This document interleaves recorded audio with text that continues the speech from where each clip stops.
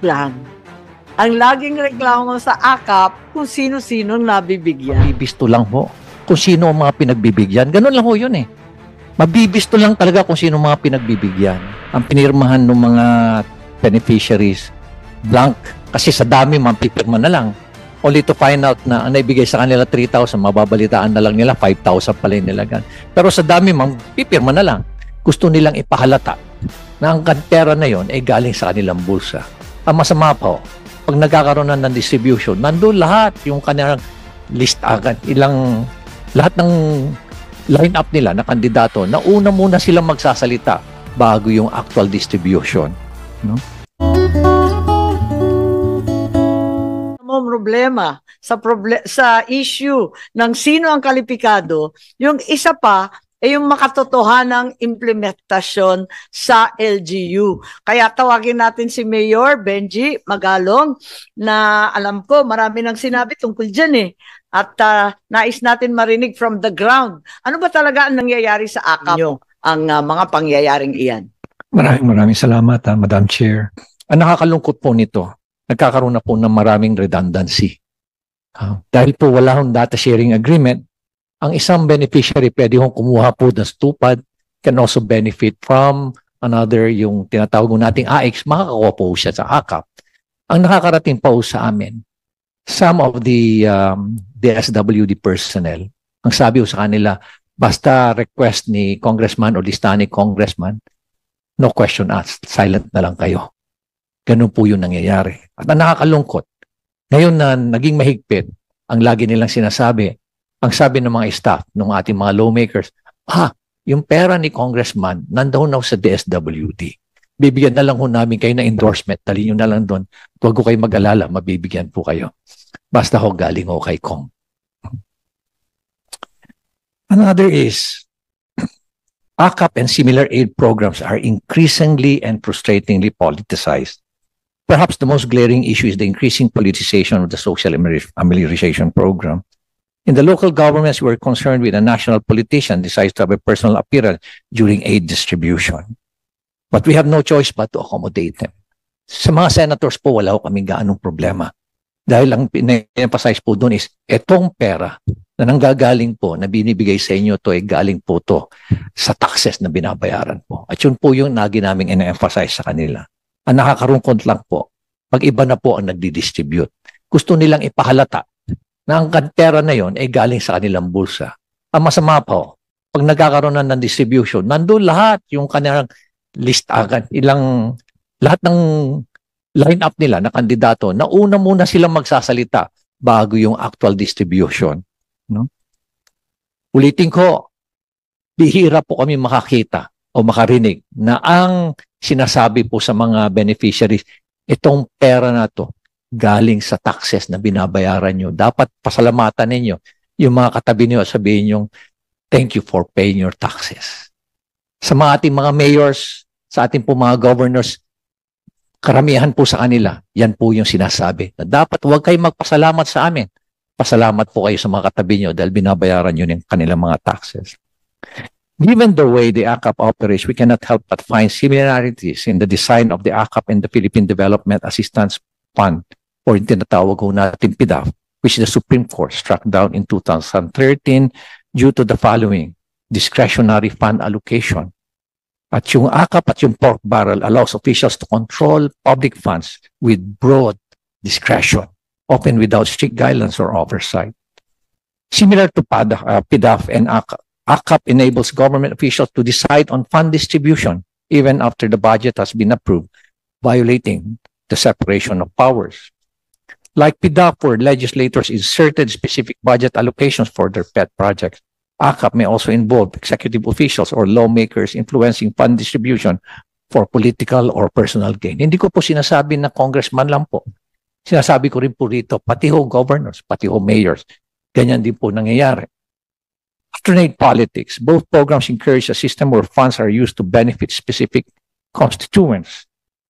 Meron pa nga nangyayari dyan na yung AKAP na didistribute, muntik pa hong ibigay sa media.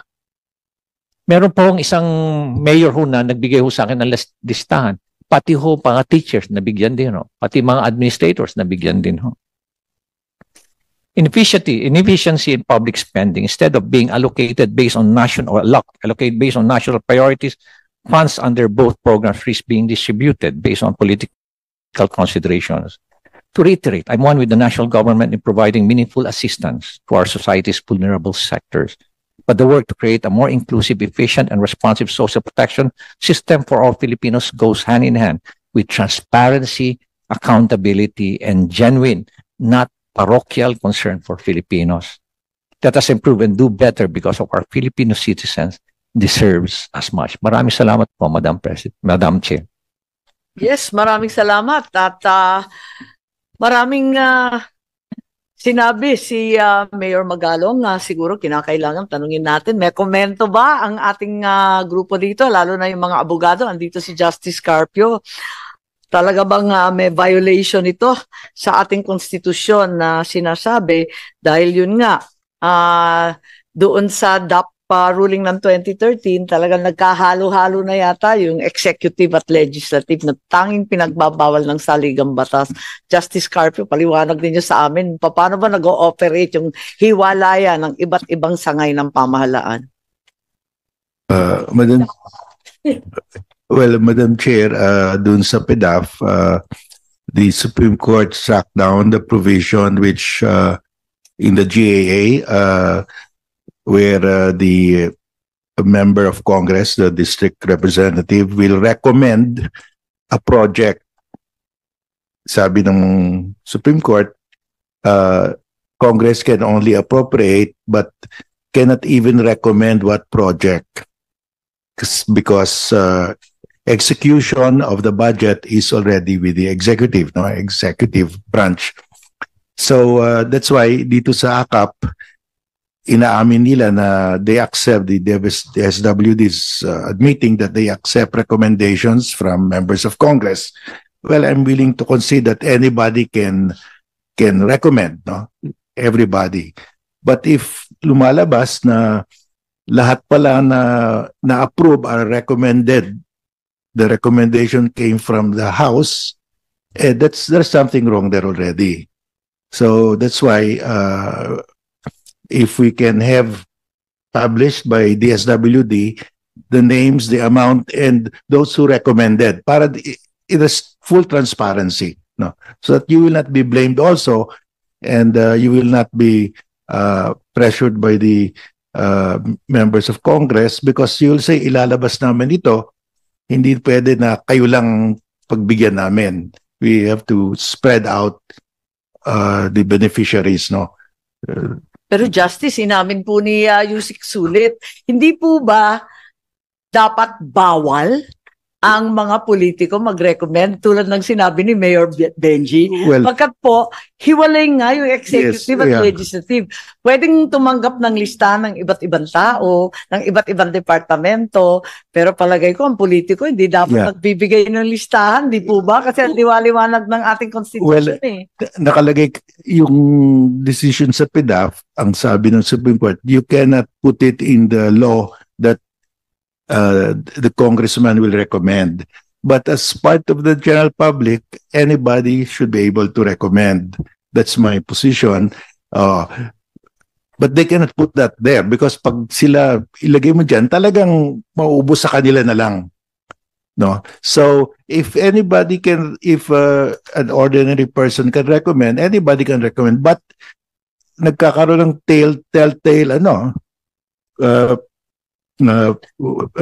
telltale paper trail kung lahat na recommend, lahat na approve na beneficiaries recommended by congressman, yun, iba na yon. Even if it's not in the law, but in practice, yun ang ginagawa nila. So I think that's a violation also. So that's why I'm recommending, Madam Chair, that i-publish na lang nila yung list of beneficiaries, the amount, and sino yung nag-recommend. Pati yung amount ang sinasabi ninyo. Yes, kasi sa India, turns out that the beneficiary received less than the amount stated. Ang dami nag-complain. Ganon din dito, maraming nagsasabi. Kaya nabukulan daw sila. Naku po, ano ba yan? Nagpalakasan na, nakawan pa. Tama ba yun? So that's why to protect also our friends in the SWD so they will not be charged, you should agree to full transparency. That's the recommendation by congressmen and other politicians of names. Does that not constitute post-enactment control, which is prohibited? Din eh. Yes, but this one is and the general public makes a recommendation at saka it's not in the law. It's not in the law at saka anybody can really recommend kasi but they are not obliged. And if they don't follow the recommendation of the congressman, only let's say 20-25%, I think that's fair enough na you are taking into account the recommendations of everybody. Pero pag majority are recommendees of congressmen, may problema tayo. Si Mayor Benji maraming masasabi kasi nakikita namin yung pagbibigay ng tulong, ma-attend naman na yung mga opisyal, tama naman yun, pero hindi tayo nakikialam doon sa listahan. Kasi talagang binibigay yun na nakakaalam. Yung ating DSWD, yung DOLE. Baka may maidagdag, baka may kwento pa si Mayor Benji dyan. Tama po kayo, Madam Chair. Ang listahan ho dapat, nag-emanate po ta City Social Welfare dahil sila po nakakaalam talaga eh. Ngayon, nagtataka ho ako doon sa reason na it is a violation of the National Privacy Act. Only to find out. Alam niyo ma'am, kami, we are all entitled to all these documents and all this information because we know for a fact that only to find out, ang totoo palang rason dyan is mabibisto lang ho kung sino ang mga pinagbibigyan. Ganun lang ho yun eh. Mabibisto lang talaga kung sino ang mga pinagbibigyan. Kaya tama ho, I'm completely aligned with the proposal of Justice Garfield. Ikaw mo, tinutulungan. Ma'am, kasi ma'am... Kung tamang ginagawa, ipagmamalaki mo pa. Yes ma'am. Tama ho kayo ma'am, pero mas importante sa akin ay supporter ko yung bibigyan ko.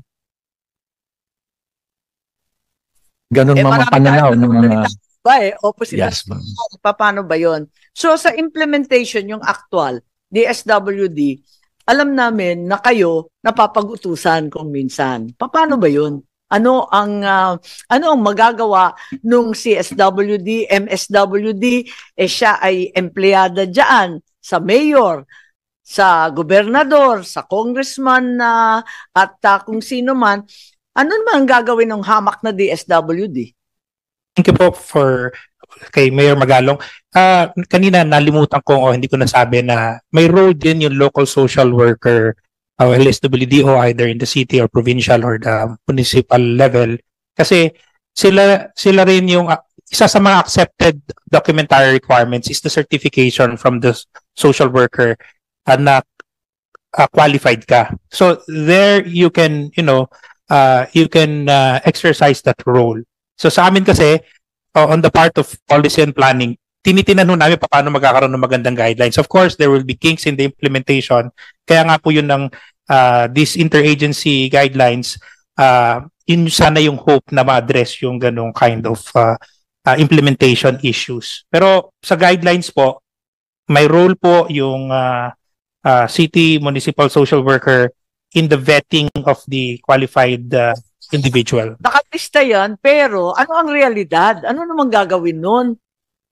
Kung na-pressure ng kung sino-sinong malalakas at makapangyarihan. Chair, ulitin ko lang yung lahat, kahit po kanino manggaling yung listahan, walk-in, in the end po, ang nagdi-determine kung sino yung qualified, DSWD po. So hindi po porket ito ni-refer ka ni X, ni Y. Sulit, ang dami-daming nagre-reklamong MSWD sa amin na talagang nahihirapan sila, naiipit sila. Yeah. Ma'am, mayroon pong bago rin na provision dito. May hotline, katulad ng sinasabi na may tarpaulin po kaming nilalagay. Ang ayudang natanggap ninyo ay para sa inyo lamang, walang kaltas, something like that. So lahat ng payout namin. Pagpipili ng beneficiary at yung halaga na ibibigay, ano naman ang laban ng MSWD? Ma'am, we always believe na yung part po ng profession ng social worker is to assess. So basta yung assessment ni social worker, it's an exercise of his or her professional opinion. Paano sasabihin, tatanggalin kita sa trabaho? It can be Sa grievance mechanism po na nilagay namin, Ganyan, pag hindi sumusunod, biglang tinatanggal. sa guidelines lang po ma'am, insofar as Yun nga, pero yung efficient. realidad, syempre may batas, tinitignan natin ang batas, tinitignan natin ang guidelines at IRR. Titignan rin natin yung realidad, yung nangyayari. Paano natin ipagtatanggol yung mga MSWD? Ma'am, we welcome po yung ganyang kinds of grievance or complaint Pero, para we can address. Kahit marami ng reklamo tungkol dyan, nagmumula hindi lamang sa MSWD, marami ng reklamo mula sa mayor, barangay kapitan, congressman, senador, dami-dami ng reklamo. Kung may grievance mechanism kayo, meron na bang naisaayos? May nasagot kayo sa No. dinami-dami ng reklamo? We can Asan submit, yung ma'am. grievance mechanism ninyo? We can submit, ma'am, the grievance mechanism dati-rate is through our integrated grievance redress mechanism system or through our ito PACP. sa AKAP, sa dinami-dami ng reklamo, nabunyag sa media, na sabi dito sa Senado mismo, meron na ba kayong natugunan? Ma'am, I have no personal knowledge kung Wala pa, nagtanong ako eh. as of last time kasi ma'am, ang tinanong namin, mayroon bang grievance na natanggap sa AKAP? Ang initial answer sa amin is wala, sa AIX meron. So, Yata, ang so that's why we welcome those kinds of grievances so Ang that we lagi can improve our ko sa performance. lang. Ang laging reklamo sa AKAP kung sino-sinong nabibigyan. Aminin natin. So, alam mo, maganda naman na sabihin natin perfecto yung isang batas. Kapag yung implementasyon walang kwenta, talagang nahihirapan rin tayo, hindi rin tama. May papel ba ang LGU sa ating paglilista at pag-i-implement? Ma'am, gaya po na nasabi kanina, since anyone can refer, if it comes from an LGU, then that's their participation. The vetting is on the DSWD. Because narinig ko rin na ang DSWD nagsasabi na pinapakialaman daw ng mga barangay kapitan, pero sabi naman ng kapitan, tinatanong daw ng MS at ng CSWD kasi wala silang kaalaman, di naman sila makakaikot ng lahat ng barangay. Halimbawa sa Baguio, kalayo-layo ng ibang barangay sa ating Cordillera, abay, hindi mo mapupuntahan ng bawat isa sa syudad siguro, pero dun sa mga bulubundukin, mahihirapan ng isang MSWD, ilan lang naman sila sa opisina. So, inaasahan ba ninyo na yung mga LGU makikilahok din dyan? O may papel ba dapat ang LGU? Ang position po ng department, as expressed ni Secretary, yung pong mga LGUs, we treat them as partners. So, lahat po ng gustong humingi ng tulong ng DSWD, pinagbibigyan po namin ayon sa aming guidelines. So, yun po yung Marami kasing position nagsasabi ng na DSWD. sinusuway ninyo yung barangay. Samantalang yun naman ang maaasahan ninyo. Not at all true, ma'am, na inaano namin, we do not, kung meron pong ganyang mga reklamo, we can accept that. Diretso po kay Secretary Gatchalian. So, but wala po kaming monitor na ganyang nare-receive po sa aming integrated grievance. Dyaryo, sa social media, sa dinami-dami na reklamo, wala kayong inaksyonan. I will check, ma'am, with our crisis intervention unit kung meron, and we will submit to the committee kung ano man ang na-receive, crisis intervention ninyo, punong-puno na sa mga problema ng pamilya, hindi na nila kakayanin yun. Sila po kasi mamang implementing arm namin dito sa aming protective service. Mayor, may sinasabi kayo, si Mayor Benji nabanggit yung risk of corruption. Ano ang masasabi ninyo dyan? Aside from corruption, itong ayaw na ayaw nating mga dakilang Ilocano, inefficiency in public spending, linulustay ang pera ng bansa, bakit po may corruption? Yung sa vote buying po or paano po ba? Ma'am, napakalawak ko nung ginagawa ngayon. Ibig sabihin mo, ma'am, lalo ho silang gumagaling. Lalo ho silang gumagaling kasi tuwing natatakpan, very creative sila, very innovative sila. Nagkakaroon sila lalo ng mga paraan kung paano magkaroon ng workaround, ma'am, sa mga projects. Pero matindi, ma'am, talaga rito sa aside from the projects, in another source of corruption is itong funds na ganito, ma'am, na nasa discretion nila. According sa ibang mga mayors, nagugulat sila na ang pinirmahan ng mga beneficiaries blank kasi sa dami pipirma na lang. Only to find out na ang naibigay sa kanila 3,000, mababalitaan na lang nila 5,000 pala yung nilagan. Pero sa dami pipirma na lang. Kinuha yung 3,000, tuwa-tuwa na sila sa 3,000. Isa yun mga nakikita nila. Pa ako, dito sa kalagitnaan ng lungsod, kukunin daw yung isang bahagi, tapos yung kalakihan, pipilitin na bumili ng bigas sa kanila. So talagang konting-konti, kakarampot na lamang ang nauuwi ng pobreng beneficiary. Kaya eto nga, nagtataka ako kay Yusek Sulit, wala raw reklamo kahit isa. Madam Chair, in fairness to DSW, probably ma'am ako personally, probably DSWD has one of the most efficient and most talagang consensus ng mga workers sa field, especially sa field. In fact, ma'am, meron ako mga reklamo sa kanila na inaksyonan kagad. For example, why is it na ang nabigyan ng form for AKAP are media people? Inaksyon naman kagad naman ng DSW. Siguro hindi na lang umabot sa central office. Tama. Pero sila rin mismo ang nagsasabi sa akin kung anong nangyayari, ma'am, na kuminsan hindi na lang sila umimik, tumatahimik na lang sila dahil baka malasin sila o kaya mapagalitan yung kanilang mga boss, kaya hindi na lang sila umiimik.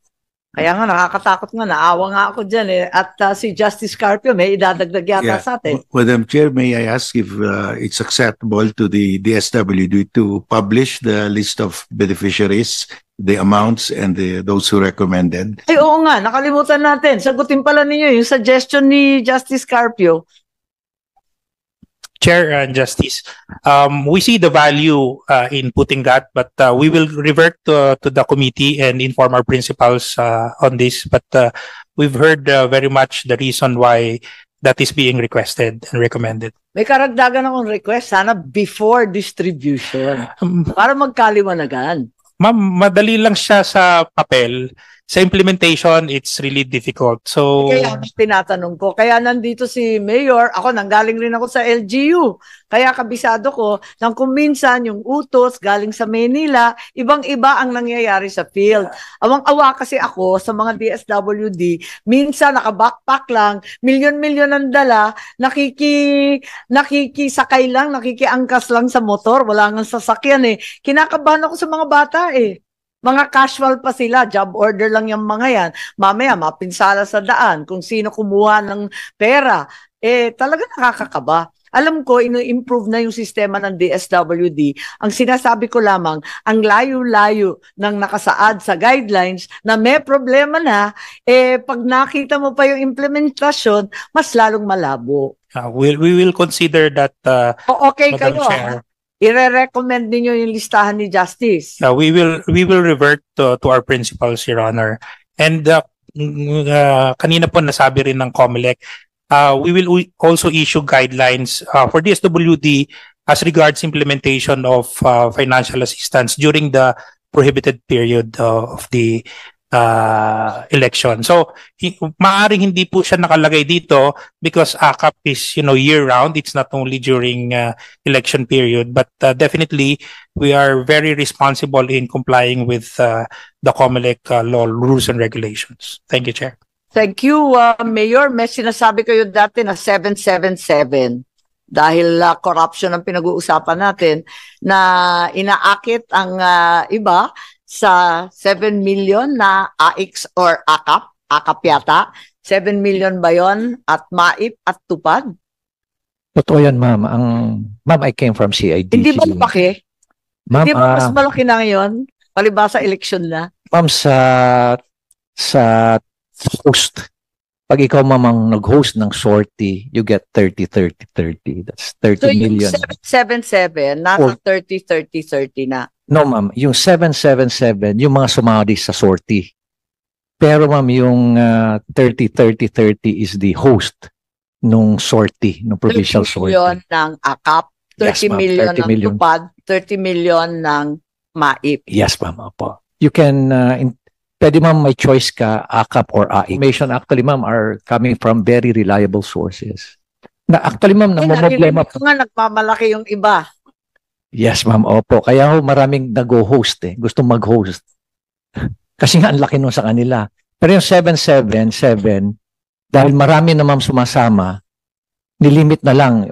Maski na nakarami ka na ng sortie, but ang maximum na lang natatanggapin mo is for 4 sorties. So that's 4 times 21. That's still 84 million per lawmaker na sumama ma'am doon sa sortie. Opo. Ano ba magagawa dyan? Hindi ko rin ma'am alam kung paano ang gagawin. Pati ma'am kami rito eh. Alam mo ma'am, I was just talking to one businessman this morning. At you know, he's a very famous na businessman at he's paying about 7 to 8 billion a year. Nagugulat siya, nalulungkot siya na ganun na lang ba kadali i-disburse ang pondo. Na lang, yung